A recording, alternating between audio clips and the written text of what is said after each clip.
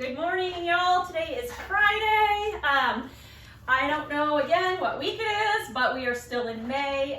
Really looking forward to when we can all get back in to the gym together, the new and improved version of the gym anyway. But for now, we're still working out in our garages or our friend's garage or wherever you are getting fit at. So let's talk about today. Like I said, today is Friday. We are going to be doing a 14-minute AMRAP movements, or what it is going to consist of is 15 kettlebell swings, a 100-meter single arm overhead carry, and a 20 single arm kettlebell or dumbbell thruster. Okay, so let's go over all of that. First and foremost, we're going to start with those kettlebell swings.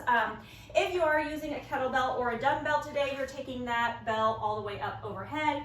If you are using a backpack, you are doing Russian swings, so only to roughly eye level, okay? Setup is going to be exactly the same. You're going to start with that bell roughly about between the legs here. I'm going to make sure that I've activated my posterior chain here. I'm pulling those lats down and back. I have a nice flat spine here. I'm going to stand that bell up and go straight in to that first and second swing, making sure that I'm finishing with that bell pointing straight up overhead and both arms locked out overhead.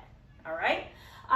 If you're doing Russian swings, like I said, with that backpack, you are only coming to roughly eye height.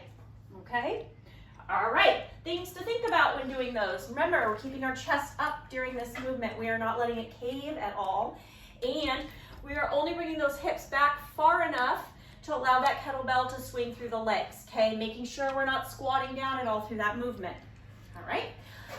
All right. That single arm overhead carry. Where did my dumbbell go? I had one out. Oh, let me grab another one.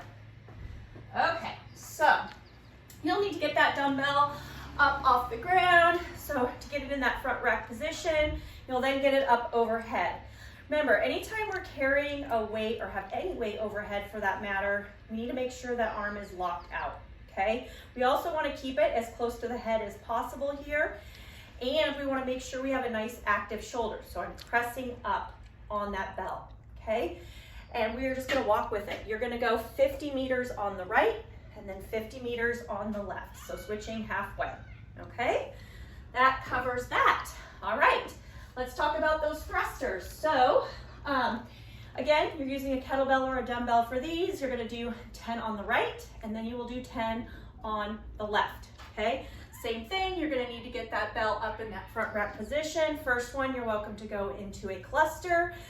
Here, we're gonna go down, making sure our weight is in the heels and pressing that bell straight up overhead, finishing with that arm locked out, okay?